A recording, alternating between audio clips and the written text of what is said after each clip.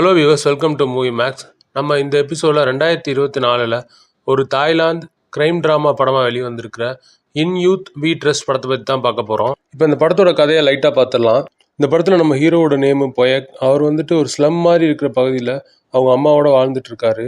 அவங்க அம்மா வீட்டு செலவுக்காகவும் ட்ரக்ஸ் விற்கிறாங்க. அங்கே சுற்றி உள்ள பசங்க எல்லார்ட்டையும் சீக்ரெட்டாக ட்ரக்ஸ் சேல்ஸ் பண்ணிட்டு இருக்காங்க. அதில் வர காசை வச்சு தான் ஹீரோ அவங்க காப்பாற்றுறாங்க. இதனால அவங்க குறிப்பிட்ட காலத்துக்கு அப்புறம் ஜெயிலுக்கு போயிடுறாங்க. இதுக்கப்புறம் அங்கே லோக்கல் உள்ள பசங்கள்லாம் இவங்க அம்மாவை பற்றி இவர்கிட்டே தப்பாக பேசுகிறாங்க.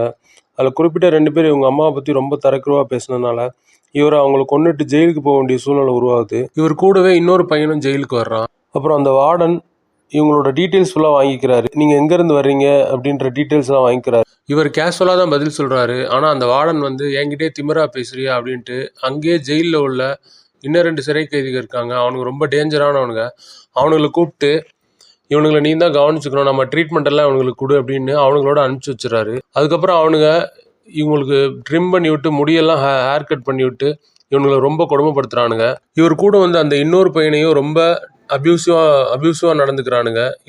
ரொம்ப டார்ச்சர் பண்ணி அந்த பையன் ரொம்ப மனவேதனைக்குள்ளாயிடுறான். அவனுக்கு ஒரு சைக்கோ மாதிரி பிஹேவ் பண்றானுங்க. இதுக்கிடையில் அந்த ஜெயிலில் இன்னொரு கேங் இருக்கு. அந்த கேங் நம்ம ஹீரோவை அவங்களோட பிளாக்குக்கு கூப்பிட்டுக்கிறாங்க. அதுக்கப்புறம் ஜெயிலில் 2 கேங் உருவாகுது. இந்த 2 கேங்குக்கு இடையில பிரச்சனை வருது. இந்த பிரச்சனையெல்லாம் ஹீரோ எப்படி சால்வ் பண்றான்றத அந்த படத்தோட கதையே. இந்த படம் ஒரு 2 hours ஓடுது. ஆனால் ஸ்க்ரீன் பிளேல எந்த லாகுமே இல்லை.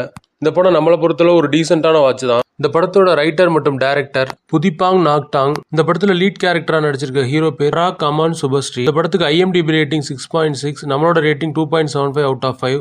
இந்த படத்துல செக்ஸுவல் அபியூசிவ் சீன்ஸ் இருக்கிறதுனால இது ஃபேமிலியோட பார்க்க முடியாது. நம்ம சேனல் ஒரு புது சேனல். நம்ம சேனல் பிடிச்சிருந்தா சப்போர்ட் பண்ணுங்க. தேங்க்யூ.